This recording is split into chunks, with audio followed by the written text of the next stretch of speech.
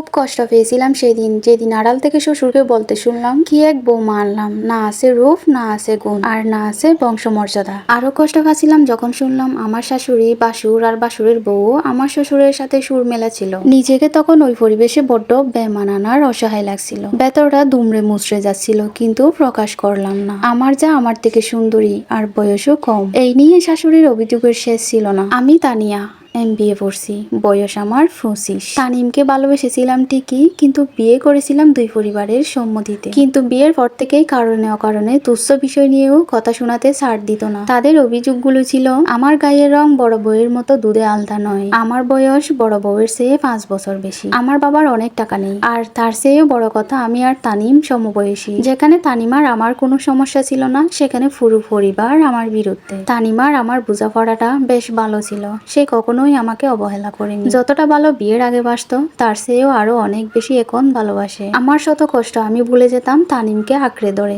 যতদিন যাচ্ছিল ততই তাদের কথা শোনানোর মাত্রা বেড়েই যাচ্ছিল। আমি কখনোই তানিমকে এসব জানাতাম না, আমি চাইতাম না তাকে মেন্টালি প্রেশার দিতে। নিজের মধ্যেই সব কষ্ট চেপে রাখতাম, কখনোই আলাদা হবার কথাও বলতাম না। অনেক চেষ্টা করতাম সবার মন জয় করার। আমার চেয়ে ছোট হওয়া সত্ত্বেও জায়ের সাথে সম্পর্ক ভালো রাখার জন্য তার সব কাজও আমি করে দিতাম। আমি তার বন্ধু হতে চাইতাম, বোন হতে চাইতাম, কিন্তু কখনোই পারিনি। আমার প্রতিনিয়তই শুনতে হতো তানিম আরো ভালো মেয়ে ডিজার্ভ করে। আমার শাশুড়ি আর আমার যা এক হয়ে আমাকে প্রতিনিয়ত কষ্ট দিত। আমার বাবার বাড়ির পরিবার নিয়ে কথা শোনাতো। বাবা মা বেড়াতে আসলে তাদেরকেও ছাড় দিত না। তানিমের রোজগার কম হলেও কথা শোনাতো। বড় ছেলে আর বড় বউকে নিয়ে অনেক গর্ব করতো আমার শাশুড়ি। মুখ তুবড়ে কাটতাম। এরই মধ্যে MBA শেষ করলাম। তানিম আর আমি জবে অ্যাপ্লাই করলাম। তানিমের একটি বেসরকারি কোম্পানিতে ভালো পদে চাকরি হলেও আমার হচ্ছিল না। হতাশ হয়নি, চেষ্টা চালিয়ে যাচ্ছিলাম। জবের কথা শুনেই সবার মাথা গরম। ঘরের বউ বাইরে চাকরি করলে ছেলেকে টাইম দিতে পারবে না। তাদের কথা হলো চাকরিওয়ালা মেয়েদের সংসার টিকে না। আমার একটা সরকারি প্রতিষ্ঠানে উচ্চ পদে চাকরি হয়। আমি আর তানিম আলাদা বাসা নিয়ে ঢাকায় অফিসের পাশেই ভাড়া থাকতে শুরু করলাম। নিজেদের মতো করে সংসার শুরু করলাম। দুজন দুজনের বাবা মায়ের খরচ স্বরূপ সাধ্যমতো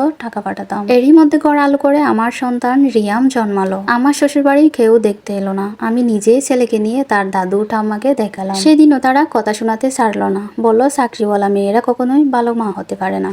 কষ্ট পেয়েছিলাম, কিন্তু উত্তর দেইনি। কারোর সাথে কখনো বেয়াদবি করিনি। তানিমকে তার পিতামাতার প্রতি দায়িত্ব পালনে কখনোই বাধা দেইনি, বরং নিজ থেকে তাদের সকল অভিমান ভাঙানোর চেষ্টা করতাম, কিন্তু কখনোই পারিনি। না, আমি সত্যিই পারিনি। সংসার জীবনের 25টি বছর পার করেও আমি ভালো বৌমা হতে পারিনি। তবে হ্যাঁ, ভালো মা হতে পেরেছি। আমার ছেলে আজ 10 জনের একজন ক্যাপ্টেনের মা হতে পেরে আমি গর্বিত।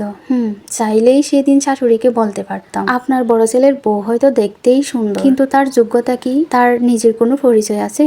গ্রাজুয়েশন আছে, নাকি ভালো চাকরি বা ভালো পজিশন আছে? তার সন্তানেরা কি মানুষের মতো মানুষ হতে পেরেছে?